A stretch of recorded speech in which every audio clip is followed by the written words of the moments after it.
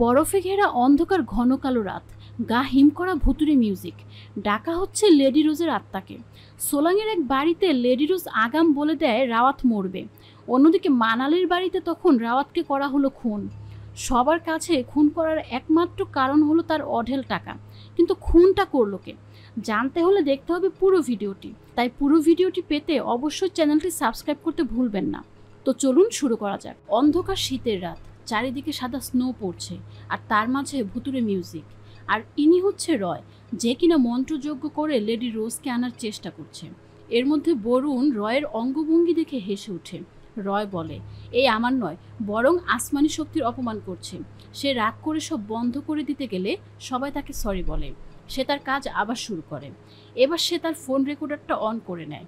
এরপর লেডি রোজ ওয়াসিমার উপর ভর করে। মেয়েটা বলতে থাকে, সে মরবে, সে মরবে।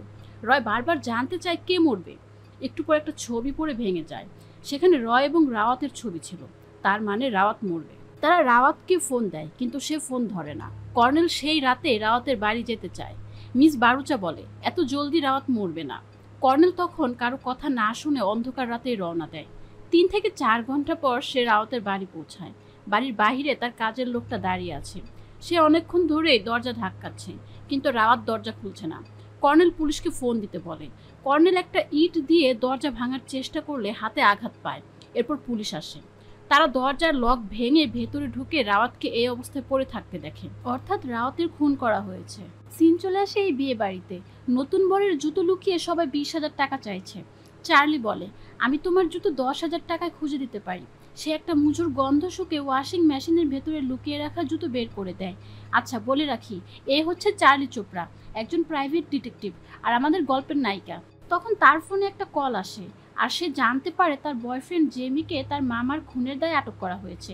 সে দ্রুত তার মামি জানকীকে সাথে নিয়ে থানায় যায়। পুলিশ জানায়, লাশের পাশে আপনার কোম্পানির লাল পানি পাওয়া গেছে।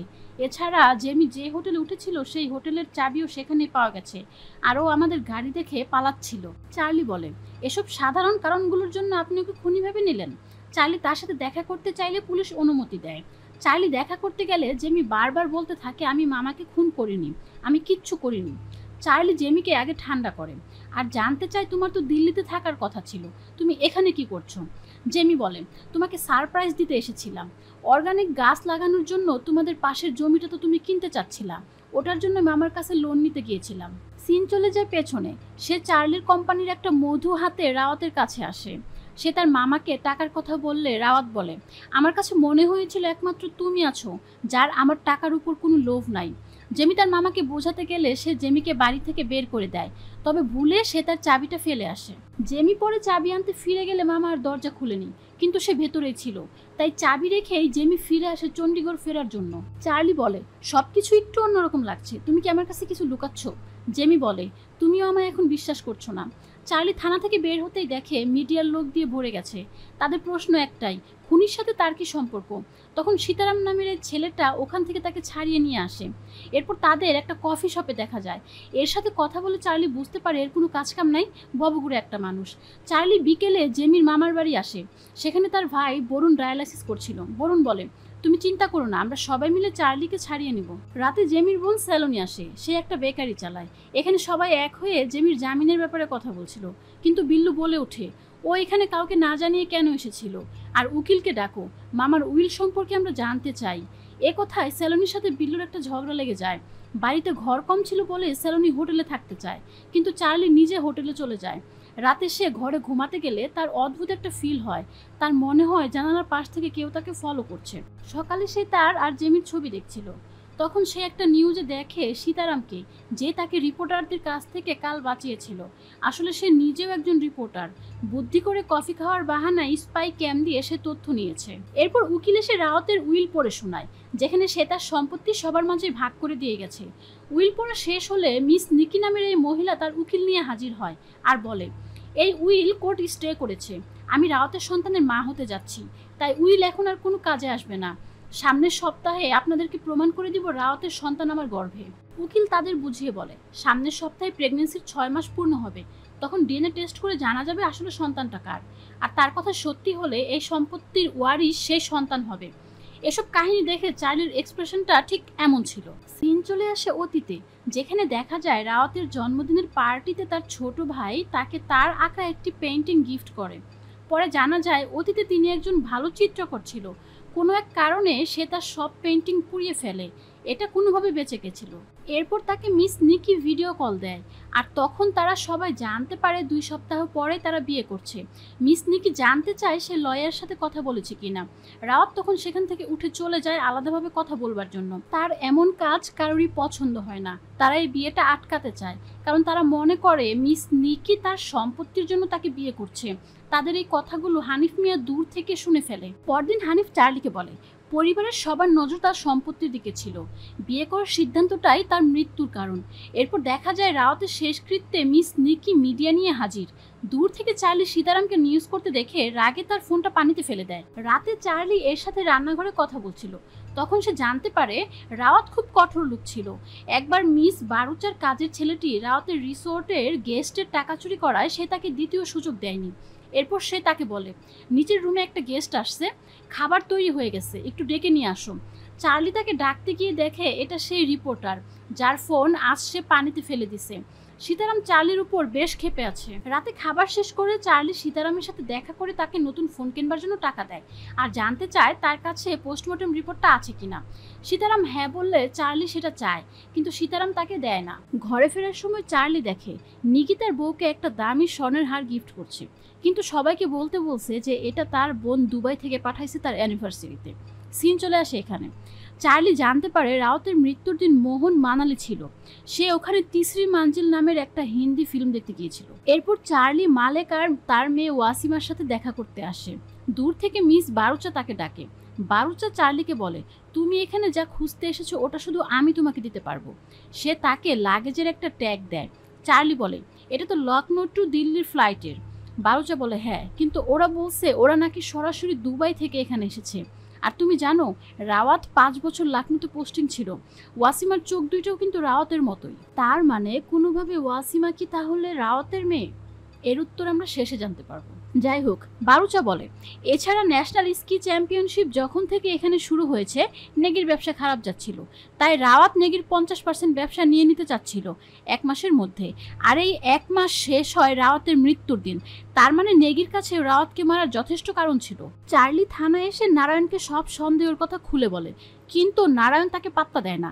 তখন হানিফকে সেখানে দেখা যায়। সে পুলিশকে বলে যে রাওয়াতের একজোড়া জুতো পাওয়া যাচ্ছে না। পুলিশ এই জুতো নিয়েও মজা করতে লেগে পড়ে। চার্লি বুঝে যায় একে দিয়ে কোনো কাজ হবে না, যা করার তাকে করতে হবে। এরপর সীতারামের নিউজে দেখা যায় রায় সেই রাতের লেডি রোজের ভবিষ্যৎবাণীর কথা বলছে। সোলাং, যেখানে 7টা থেকে 8টার দিকে লেডি রোজ রাওয়াতের মৃত্যুর কথা বলেছিল। অন্যদিকে তখন মানালিতে তাকে খুন করা হয়। নিউজটা দেখতে দেখতেই একটা চোর এসে তার ব্যাগটা নিয়ে যায়। সে চোরটাকে ধরতে পারে না, তবে তার গায়ের জামার এক টুকরো সুতো ছিঁড়ে রেখে দেয়। এদিকে সীতারাম এবার দিল্লি ট্রান্সফার নিয়ে চলে যেতে চাইছে, কিন্তু তার বস বলে এই কেসটার আরও ধামাকাদার কিছু খুঁজে বের করতে। পেছনে দাঁড়িয়ে চার্লি তার সব কথা শুনে। সে বলে আমি তোমায় ধামাকাদার নিউজ দেব যদি তুমি আমায় পোস্টমর্টম রিপোর্ট আর রয় আঙ্কেলের সেই রেকর্ডটা দাও। সীতারাম বর্ণের ইন্টারভিউ নিচ্ছিল, আর চার্লি মন দিয়ে রেকর্ডটা শুনছিল। ওখানে সব কথার ফাঁকে একটা সিটির আওয়াজ শোনা যাচ্ছিল। সিন চলে আসে সোলাং স্কি রিসোর্টে, যেখানে চার্লি কর্নেলের সাথে কথা বলছিল। তখন সেখানে নিকি আসে স্কি করতে। তখন নিকি তাকে তার স্কিটা দেয়। নিকি স্কি করছিল, পাশে চার্লিরা কথা বলছিল। হঠাৎ নিকি পড়ে যায় আর মাথায় আঘাত পেয়ে সেখানে মারা যায়। চার্লি স্কি চেক করে দেখে সেখান থেকে 2টো নাট খুলে পড়ে গেছে, যার ফলে এই অ্যাক্সিডেন্টটা হয়েছে আর নিকি মারা গেছে। এরপর সেখানে পুলিশ আসে আর মৃত্যুটাকে দুর্ঘটনা বলে রিপোর্ট বানায়। চার্লি বলে এটা দুর্ঘটনা নয়, এটা একটা হত্যা, কারণ নিকি একজন প্রফেশনাল স্কি ড্রাইভার ছিল, আর তাছাড়া ওর স্কির নাট খোলা ছিল। এটা অবশ্যই কেউ ইচ্ছা করে ঢিলা করে রাখছে, আপনি তদন্ত করলে বের করতে পারবেন। নারায়ণ চার্লির উপর রেগে যায়। সে তাকে অ্যারেস্ট করে নিতে চাইলে কর্নেল সরি বলে তাকে বুঝিয়ে পাঠিয়ে দেয়। বাড়ি ফিরে চার্লি বলে ওই রাতে মোহন মামা আর্মি ক্লাবে ছবি দেখছিল, যেটা রাওয়াত মামার বাড়ির খুব কাছেই। অন্যদিকে মনোজ তার পাবলিশারের সাথে বারে মিটিং করছিল।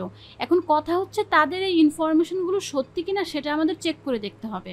অন্যদিকে বিল্লু এক লোকাল পলিটিশিয়ানের রাইট হ্যান্ড। টাকার জন্য সে যে কোনো কিছু করতে পারে। একথা বলতেই চার্লি পেছনে তাকিয়ে দেখে সীতারাম তার স্পেশাল সিগারেটটি খাচ্ছে। চার্লি প্রচণ্ড রেগে যায় এটা দেখে, আর তার হাত থেকে ওটা নিয়ে আগুনটা নিভিয়ে দেয়। আচ্ছা, এই সিগারেটের রহস্যটা আমরা এই ছবির মাঝেই জানতে পারবো। এরপর চার্লি ওয়াসিমার বাড়ি আসে। চা খেতে খেতে সে মেট্রোমনির শব্দ শুনে জানতে চায় তারা কেউ মিউজিশিয়ান কিনা। মালাইকা না বলে। চার্লি জানতে চায় ওই রাতে ওয়াসিমার যেমনটা হয়েছিল সেটা কি এর আগে হয়েছে। উত্তরে মালাইকা না বলে। চার্লি জানতে চায় তারা লখনৌ ছিল কিনা। উত্তরে মালাইকা এবারও না বলে। এরই মধ্যে সেখানে কর্নেল আসে ওয়াসিমাকে তার দরকারি কিছু ওষুধ দিয়ে যায়। তখন মালাইকা এক প্রকার জোর করে চার্লিকে বিদায় করে দেয়, কিন্তু একটু পরে চার্লি ফিরে আসে আর চুপি চুপি তাদের বাড়ি ঢুকে পড়ে, কারণ দরজা তখনও খোলা ছিল। ভেতরে গিয়ে সে ওষুধের প্যাকেট থেকে প্রেসক্রিপশনের ছবি তুলে নেয়। আড়াল থেকে সে শুনতে পায় মালাইকা ওয়াসিমাকে বলছে, আজ দিনে যতটা পারো ঘুমিয়ে নাও, কাল রাত জাগতে হবে। এদিকে সীতারাম আসে মনোজের পাবলিশারের কাছে। সে বলে মনোজের প্রথম নোবেল সুপারহিট হবার পর অনেক বেশি টাকা দিয়ে পরের নোবেলগুলো পাবলিক করতে থাকি, কিন্তু একের পর এক ফ্লপ হতে থাকে। সীতারাম বলে তাহলে পেছনে শুক্রবার নতুন নোবেল লেখার জন্য মিটিংয়ে ডাকলেন কেন? পাবলিশার বলে ডেকেছিলাম, কিন্তু সময় থাকতেই ফোন করে আবার ক্যান্সেল করে দিছি। তার মানে মনোজ সেদিন মিটিংয়ে ছিল না। প্রশ্ন হচ্ছে তাহলে সে কোথায় ছিল, আর এত বিলাসবহুল লাইফ কিভাবে মেনটেন করছে? পরদিন রাতে সীতারাম আর চার্লি মালাইকার বাড়িতে অপেক্ষা করতে থাকে আজ রাতে কি হবে সেটা জানার জন্য। একটু পর তারা গানের শব্দ পায়। বেসমেন্টে উকি দিতে দেখে মালাইকা আর ওয়াসিমা গান করছে। সীতারাম সেটা রেকর্ড করতে শুরু করে। কিছু সময় পর সীতারাম লক্ষ্য করে দূরে কেউ লাল জ্যাকেট পরে তাদের দিকে তাকিয়ে আছে। সীতারাম চার্লিকে বলার আগে চার্লি সেটা দেখে ভয় পেয়ে তাকে ফেলেই পালাতে থাকে। সীতারামও ভয় পেয়ে দৌড় দেয়। মালাইকারা সেটা দেখে ভয় না পেয়ে বরং শান্ত থাকে। এই লাল হুডি পরা মানুষটা আবার কে, জানবো সামনে। এদিকে সবাই মিলে স্যালোনির বাড়ি আসে উইলের ব্যাপারে কথা বলতে। তার এক ফাঁকে চার্লি মনোজের ঘরে গিয়ে তার ব্যাংকের কিছু কাগজের ছবি তুলে নেয়।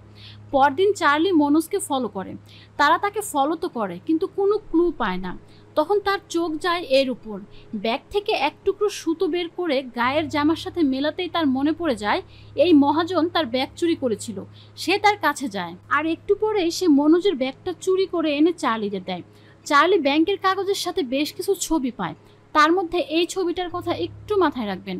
তো কাগজপত্র ঘেটে তারা দেখে ঠাকুর অয়েল অ্যান্ড গ্যাস কোম্পানিতে লাস্ট 1 বছরে সে 40 লক্ষ টাকা ইনভেস্ট করছে, যেখান থেকে প্রতি মাসে 70 থেকে 80% লাভ পেত।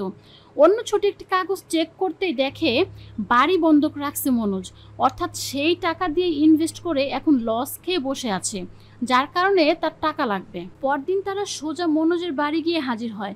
মনোজের আর বুঝতে বাকি থাকে না। সে বলে আমার যত টাকা দরকার ছিল সেটা শুধু ওই কোম্পানিতে ইনভেস্ট করে পাওয়া যেত, আর আমাকে ওইখানে ইনভেস্ট করতে বলছিল বিল্লু, কারণ ওই কোম্পানির মালিকের ডান হাত ছিল বিল্লু। মালিক যতদিন বেঁচে ছিল সব ঠিকঠাক ছিল, তার মৃত্যুর পরেই আমি লসে পড়ে যাই। সীতারাম জানতে চায় তাহলে রাওয়াতকে কেন মারলেন? মনোজ বলে আমি ওনাকে মারি নাই।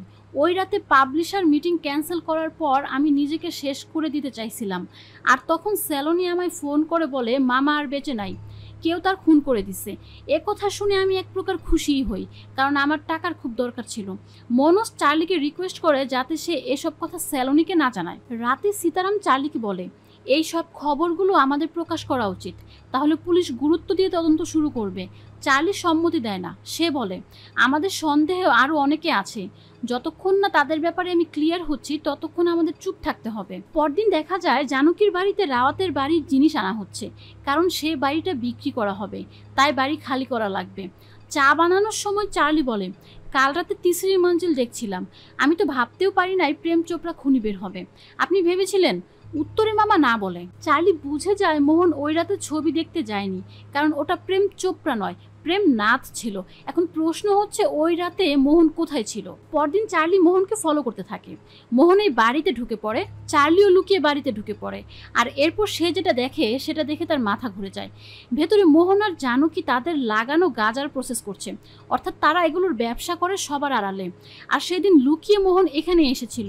একটু পর চার্লিকে গার্ড দেখে ফেললে সে ওখান থেকে দৌড়ে পালায়। আর এরই মধ্যে দিয়ে প্রথম 3টা এপিসোড শেষ হয়ে যায়। এখন কথা হচ্ছে খুন করার মোটিভ সবার কাছে ছিল, তাহলে খুনটা করলো কে? আর ওয়াসিমা কি তাহলে রাওয়াতের মেয়ে? আর ওই ছবিটাতেই বা কি রহস্য আছে? এই সব কিছুর উত্তর জানতে হলে দেখতে হবে পরের ভিডিওটি দেখতে চ্যানেলটি সাবস্ক্রাইব করে ডেসক্রিপশন বক্স চেক করুন। ধন্যবাদ সবাইকে। আল্লাহ হাফেজ।